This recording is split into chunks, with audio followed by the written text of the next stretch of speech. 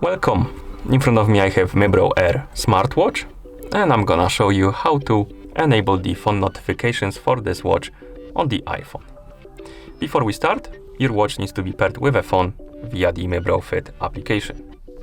And once the devices are paired, we need to make sure that the required permissions are allowed for the notifications to work. So first we need to open the settings on our iPhone. In settings, let's tap on Bluetooth.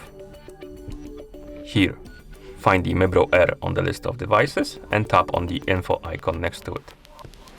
Make sure that the share system notifications option is enabled. As you can see, it is on my phone, or my iPhone rather, but if it's disabled, enable it and then go back to settings. Now, in settings, scroll all the way down to the list of applications. Find the Mibro Fit application on the list, tap on it, and here, make sure that the Bluetooth is enabled. Okay, now we can close the settings. Open the Mibro Fit application on our phone, tap on devices, make sure that the Mibro Air is connected, as you can see, then tap on notification, and here we can enable or disable the notifications by tapping on the switch, like that. We can also enable the notifications or disable them for separate apps. As you can see, we can enable it or disable it for mail, phone, Hangout, SMS, QQ, Skype, and stuff like that.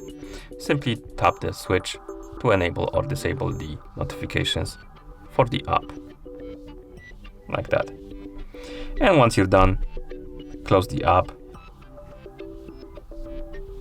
like this. And at this point, you should be able to receive the notifications on your smartwatch. You can check them by waking up the screen, by pressing the side button, then swiping up on the screen to open the notification menu. And that's how you enable the phone notifications for this watch on the iPhone.